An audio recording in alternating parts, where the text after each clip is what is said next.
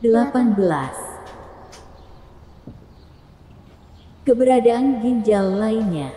Namun, Fei Hung tetap bangkit berdiri dan berjalan ke Boru lagi. Tuan Jiboku, oke. Karena kamu emang mau mati, aku akan mengabulkan keinginanmu. Boru marah. Seorang Master Legend di Doujin. Kecuali beberapa orang yang tidak berani dia singgung. Untuk yang lain, baginya, cuma seperti semut. Dia bisa membunuh mereka kapanpun dia mau. Boru menamparkan Fei Hung lagi. Kali ini, dia menggunakan 30% dari kekuatannya. 30% dari kekuatannya cukup untuk membuat kepala Fei Hung remuk. Namun, kali ini, dia tidak bisa menamparkan Fei Hung. Tangannya ditahan oleh Devan. Seperti kata pepatah, kalau mau memukul murid seseorang, langkahi dulu gurunya. Meski Devan tidak mengakui bahwa Fei Hung adalah muridnya, namun tingkah Fei Hung tetap membuatnya sedikit kagum. Fei Hung, kamu diam saja, kata Devan santai. Guru, muridmu tidak becus. Fei Hung bicara. Dia melangkah mundur dengan enggan. Dia awalnya berpikir bahwa dengan reputasinya di kota Doujin, Boru mungkin akan tunduk padanya. Tapi dirinya tidak pernah mengira bahwa Boru bahkan tidak memberinya rasa hormat sedikit pun. Meskipun dokter sangat dihormati, mereka tidak bisa berbuat apa-apa di depan seorang ahli bela diri yang kuat. Boru juga cukup kaget saat melihat Devan bisa menahan serangan dengan 30% kekuatannya. Bisa menahan 30% dari kekuatanku. Kamu setidaknya master super tingkat atas. Kudengar kamu baru berlatih selama 3 tahun. Kamu pasti sudah mengalami beberapa petualangan yang hebat. Devan, apakah kamu sudah menemukan beberapa latihan yang luar biasa? Kalau kamu memberitahu teknik latihan yang kamu lakukan, aku akan mempertimbangkannya dan menyelamatkan hidup kamu. Boru menyipitkan matanya dan berkata, dalam 3 tahun, dari orang biasa sampai jadi master super tingkat atas. Jelas itu tidak mungkin. Asal tahu saja, dia setidaknya butuh lebih dari 30 tahun untuk mencapai master super tingkat atas. Lalu butuh 30 tahun lagi untuk mencapai Master Legend. Sedangkan Devan bisa mencapai pencapaiannya yang dikejar selama 30 tahun hanya dalam 3 tahun. Ini sudah cukup untuk menunjukkan bahwa Devan pasti punya semacam pengalaman yang berbeda. Tuan Jiboku, jangan banyak basa-basi dengannya. Pertama, siksa dia dengan kejam. Tidak peduli seberapa hebat cara latihannya, tapi dia tetap bisa kamu kalahkan kan? Mendengar kata-kata Boru, Nikita cukup cemas. Tentu saja. Boru mengangguk. Di matanya, Devan hanya seperti daging di atas talenan, siap dipotong kapan saja. Meskipun tingkat pelatihannya hanya Master Legend awal, tetapi bahkan jika itu masih Master Legend awal, setidaknya jauh lebih baik daripada Master Super tingkat atas. Nikita, aku cuma mengambil apa yang harusnya jadi milikku dan membalaskan dendam Evelyn. Masalah antara kita sudah selesai.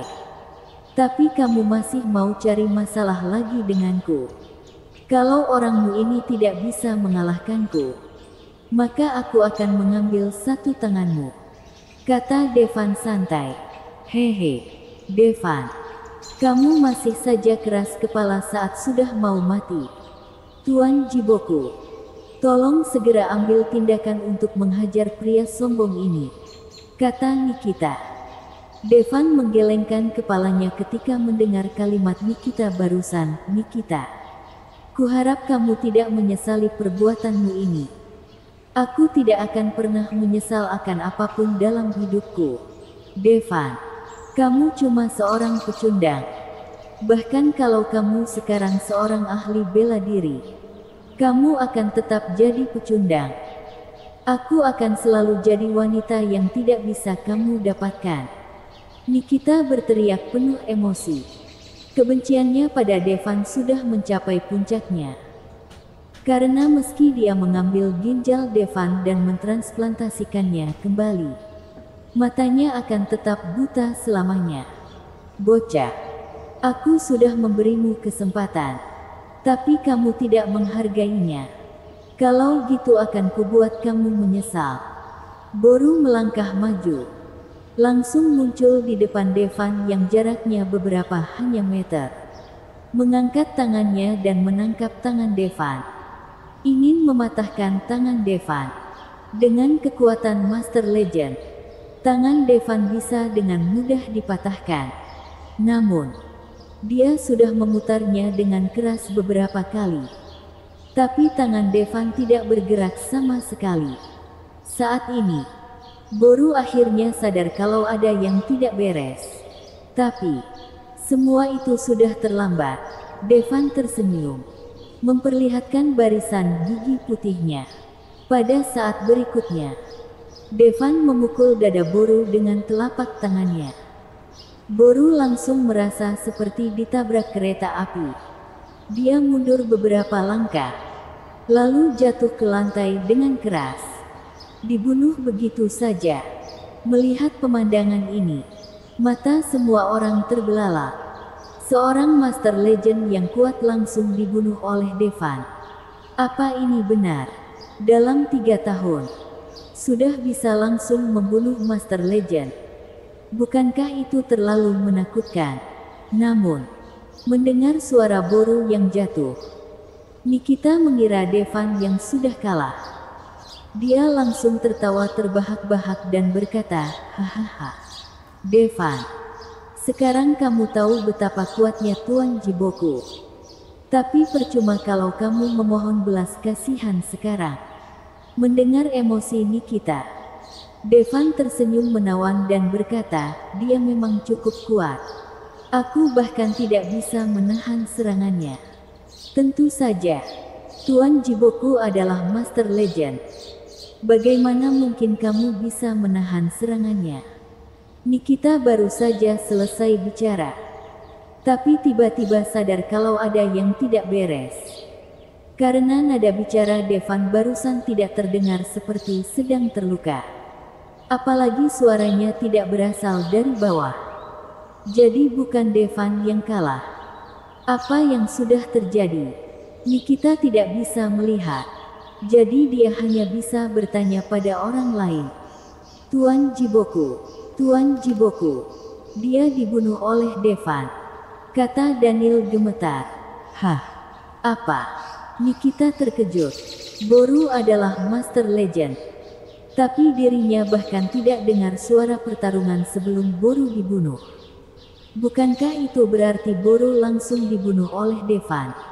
"Nikita, tadi aku sudah bilang kalau orangmu tidak bisa mengalahkanku. Aku akan mengambil tanganmu. Apa kamu sudah siap?" Devan berjalan menuju Nikita. Nikita tidak pernah menyangka Boru pun tidak bisa jadi lawan Devan. Jadi dia langsung panik. "Cepat, lindungi aku." Dia ingin pengawalnya untuk melindunginya. Sayang sekali, bahkan Boru terbunuh. Siapa yang berani melindunginya? "Kak Torres, tolong aku." Nikita hanya bisa meminta bantuan Torres. Tapi mana mungkin Torres berani bicara? Meskipun kakaknya pasti lebih berkuasa dari Devan. Tapi bagaimanapun juga, kakaknya tetap tidak berani mengambil tindakan. Devan mendatangi Nikita dan memegang salah satu tangan Nikita. "Mungkin akan sedikit sakit. Tahan saja." Devan mulai mengeluarkan tenaganya, siap untuk menarik tangan Nikita secara langsung. "Devan, kamu membiarkanku pergi. Aku datang bukan karena aku mau mengambil ginjalmu. Kalau kamu melepaskanku, aku akan memberitahumu siapa yang menginginkan ginjalmu." Nikita merasa tulangnya akan hancur. Jadi dia berkata dengan cepat. Setelah mendengar perkataan Nikita, Devan terdiam sejenak. Dia juga mengira ginjal keduanya tidak akan berguna di tubuh Nikita. Sekarang sepertinya ada hal lain yang tersembunyi. Nikita, kamu tidak boleh mengatakannya. Kalau kamu mengatakannya, keluarga Shimura kita akan tamat. Teriak Daniel pada Nikita dengan cemas. Nikita terkejut. Dia segera menutup mulutnya. Memang, Devan saat ini sangat menakutkan. Tapi, orang yang menginginkan ginjal Devan lebih menakutkan lagi. Katakan, Devan meningkatkan kekuatan di tangannya. Meremas tulang Nikita sampai retak. Seolah-olah bisa hancur kapan saja. Bersambung. Bab 19. Bro Devan. Aku tidak akan mengatakannya. Kali ini, Nikita mencoba keras kepala. Meskipun dia berkeringat deras karena kesakitan, dia tetap menolak untuk bicara. Alasannya, mungkin Devan tetap akan mematahkan tangannya. Tapi kalau dia membicarakan masalah ini, keluarga Shimura akan hancur. Di depan sosok besar seperti itu, bahkan keluarga Shimura yang sudah bernilai triliunan tak lebih dari seekor semut. Ini sangat sakit. Tolong lepaskan aku, Devan. Tolong maafkan aku. Nikita memohon karena kesakitan.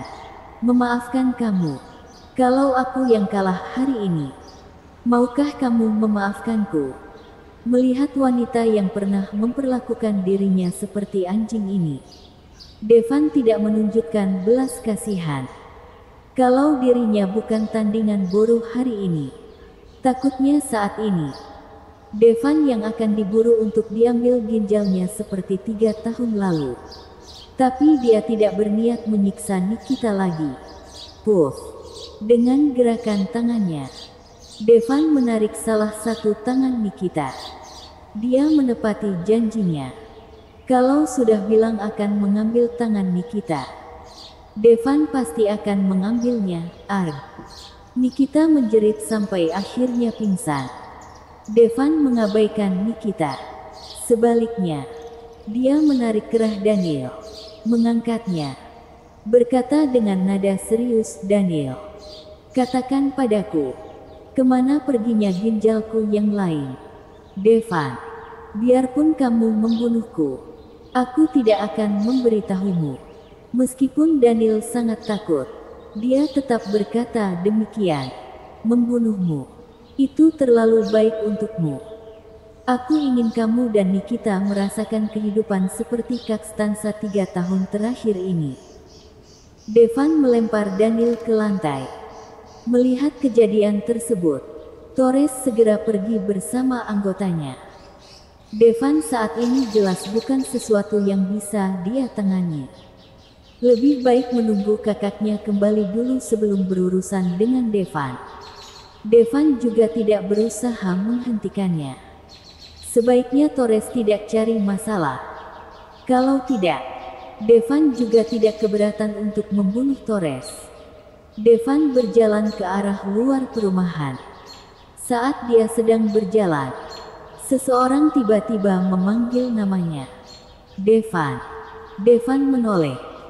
Tiba-tiba melihat sesosok tubuh kurus sedang menatapnya. Kita kenal satu sama lain. Meski Devan merasa orang di depannya terlihat familiar, tapi dia tidak mengenalinya. Devan, ternyata memang benar ini kamu. Kamu masih hidup. Ini aku, si gendut. Pria kurus itu melihat ekspresi Devan dan langsung berlari kegirangan. Entah apakah itu karena dia berlari terlalu cepat. Tetapi setelah sampai di depan Devan, si gendut terbatuk-batuk. Kamu si gendut. Devan melihatnya dari atas sampai bawah beberapa kali. Akhirnya mengenali siapa dia. Itu Oding Sutan, temannya di grup perusahaan Nikita. Keduanya tinggal di asrama yang sama, berangkat kerja bersama, pergi ke kantin untuk makan bersama, menonton film bersama, membuat kerajinan tangan tradisional bersama, menyukai Nikita bersama. Keduanya sangat serasi sampai mereka juga memakai celana yang sama. Hanya saja, setelah Devan menikah dengan keluarga Shimura, keduanya semakin jarang bertemu. Devan menatap Odin dengan ekspresi bingung. Asal tahu saja, Odin dulu sekuat sapi.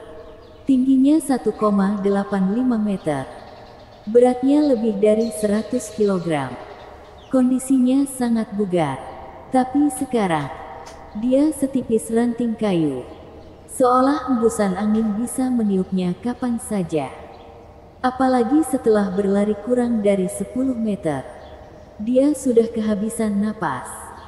Satu kakinya bahkan terlihat agak cacat. Tadi kudengar ada seseorang memanggil Devan. Jadi aku keluar dan melihat sekitar. Tidak kusangka itu benar kamu. Aku tahu kamu pasti belum mati. Uhuk. Odin terlihat sangat bersemangat setelah melihat Devan, tapi setelah mengucapkan beberapa patah kata, dia batuk cukup keras. Devan menepuk punggung Odin 2 kali. Batuk Odin akhirnya berhenti. Gimana kamu bisa jadi seperti ini? Devan bertanya dengan wajah bingung. Ini semua karenamu, bocah nakal. Aku tahu dari Kakstansa kalau Nikita membunuhmu. Jadi aku ingin menangkap wanita jalang itu untuk melihat apakah dia benar punya 2 ginjal di tubuhnya. Tapi aku malah bertemu Tiboar. Tidak kusangka bocah tua itu sangat kuat. Aku menerima 1 tamparan keras dan belum sembuh sampai sekarang. Tapi sekarang sepertinya tidak ada yang terjadi padamu. Jadi tamparan yang kuterima itu sia-sia, kata Odin santai. Odin mengatakannya dengan sangat santai. Namun Devan merasa sedikit sakit di hatinya. Odin sangat kuat. Biasanya 3-5 orang saja tidak bisa mengalahkannya. Tapi Tiboar adalah master elite. Jadi Odin tentu saja bukan tandingannya. Barusan saat menepuk punggung Odin, diam-diam Devan sudah memeriksa tubuh Odin. Jantung, hati, limpa, paru-paru. Ginjal Odin sudah rusak dalam berbagai tingkatan. 1 kakinya juga cacat. Bahkan paru-parunya hanya separuh yang berfungsi. Merupakan keajaiban dia masih bisa hidup. Jelas, itu tidak sesederhana ditampar oleh Tiboar seperti yang dia katakan. Maafkan aku, si gendut. Semua itu salahku, kata Devan dengan suara yang bergetar. Sebut saja kita berdua minta maaf untuk satu sama lain. Kalau bukan karena fakta bahwa memang aku bukan tandingan Tiboar, Nikita pasti sudah kubawa ke rumah sakit untuk dironsen. Kalau dia benar-benar punya 2 ginjal di tubuhnya, aku pasti akan mengambil ginjalnya lalu kubakar tubuhnya untukmu, kata Odin dengan kejam. Bagus bro, aku tidak akan membiarkanmu menderita semua ini begitu saja. Devan kesal dan berkata. Tanpa diduga, ekspresi Odin berubah ketika dia dengar kata-kata itu. Dia berkata, dasar bocah. Jangan main-main. Tiboar benar-benar kuat. Aku saja bukan lawannya. Aku nikah lagi dengan Torres. Kamu pasti tidak senang. Tapi sekarang keluarga Shimura tidak sama seperti yang dulu. Dengan adanya bantuan keluarga Sarko untuk membunuh kita jelas semudah membunuh semut. Jadi tolong jangan cari masalah dengan mereka. Untuk diriku yang sekarang, menghancurkan keluarga Shimura sampai mati semudah membunuh semut, kata Devan. Dasar bocah, berhenti menyombongkan diri. Kamu bisa menghancurkan keluarga Shimura semudah membunuh semut. Memang kamu ini siapa? Dewa perang. Tapi biar kutanya, Selama 3 tahun pernikahanmu dengan Nikita, pernahkah kamu menyentuh wanita jalang itu? Apakah terasa nikmat? Kata Odin tiba-tiba dengan ekspresi menggoda. Lagi pula, baik Odin maupun Devan naksir Nikita pada saat itu. Devan menggelengkan kepalanya. Hade, jelas rugi besar. Wanita ini sangat tidak berperasaan.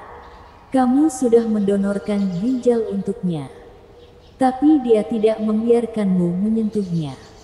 Kata Odin kesal. Segera, dia berkedip ke arah Devan dan berkata, gini aja. Devan, ayo cari kesempatan untuk menangkap Nikita. Lalu kita beri dia pelajaran. Sudut mulut Devan berkedut. Kondisi tubuhnya sudah berubah drastis. Tapi kepribadiannya tidak berubah sama sekali. Dia menggelengkan kepalanya tanpa daya dan berkata, bahkan kalau kamu melihatnya sekarang, kamu mungkin belum tentu mau tidur dengannya. Odin, kamu ternyata bersembunyi di sini. Akhirnya kutangkap kamu. Keduanya sedang mengobrol. Tiba-tiba terdengar teriakan penuh amarah. Kemudian, selusin orang datang mendekat dan mengepung Odin. Pemimpinnya adalah pria botak dengan ekspresi garang. Bersambung.